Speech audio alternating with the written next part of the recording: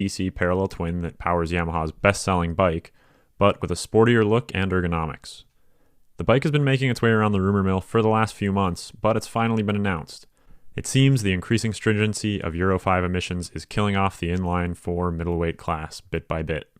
Only the CBR 650 and the Ninja ZX6R remain, and one really wonders how much longer Kawasaki plans to keep the venerable Ninja around for when they're pushing their 400 and 650 twins pretty hard. The R7 name has, of course, been used before.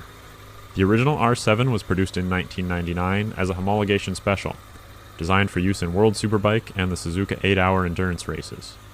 The R7 was a 750cc inline 4 beast of a bike, costing a whopping $32,000 US back in 1999, and came kitted out with full Olin suspension, a Delta Box aluminum frame, and was capable of making 162 horsepower when fitted with the race kit.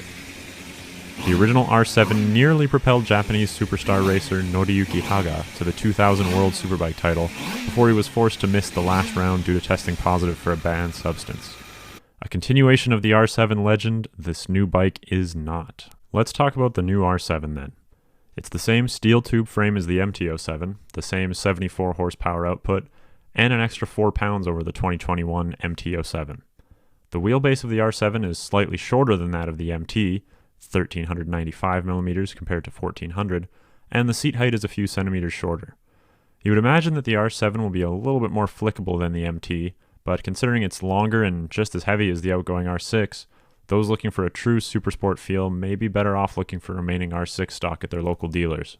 On the bright side, the R7 does get the addition of upside-down forks, though reports are conflicting as to just how adjustable this new suspension will be.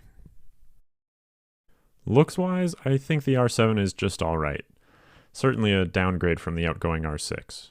The spherical center headlight mounted inside the air duct looks god-awful and is ripped seemingly straight from the MT line. If this is the motif that Yamaha has chosen to tie its bikes together, I can't imagine why.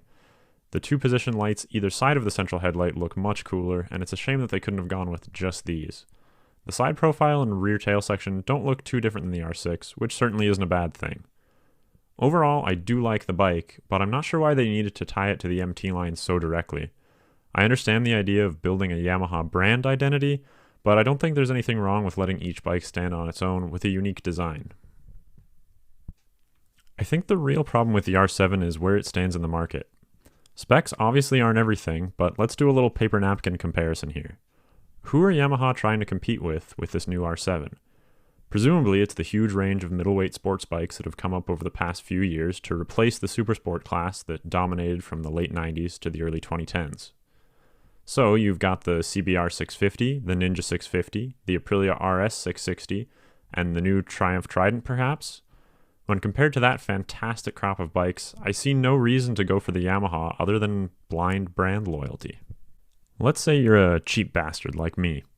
The R7 comes in at a cool $9,000 US. For a full $1,400 less, you could leave the dealership with a Kawasaki Ninja 650. Sure, you're making less power than the R7, but the Ninja 650 is a very streetable bike, looks good, and comes with a similar capacity, torquey parallel twin. Plus, you'd have a spare $1,400 to put towards gear or bike upgrades.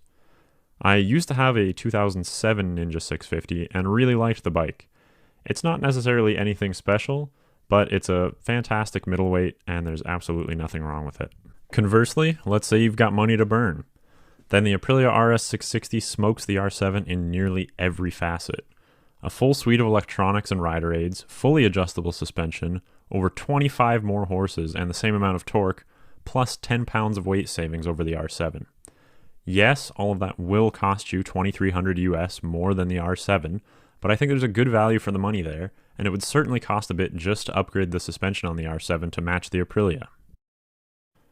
For those who appreciate more top-end pull, the CBR 650 has the advantage of being the only inline 4 left in the class, and the SV 650, while no longer available fully fared, should put down similar power to the R7, offers the tractability of a V-twin, and costs nearly $2,000 less than the R7. That leaves plenty of money to upgrade the suspension or pop a wicked pipe onto your new SV.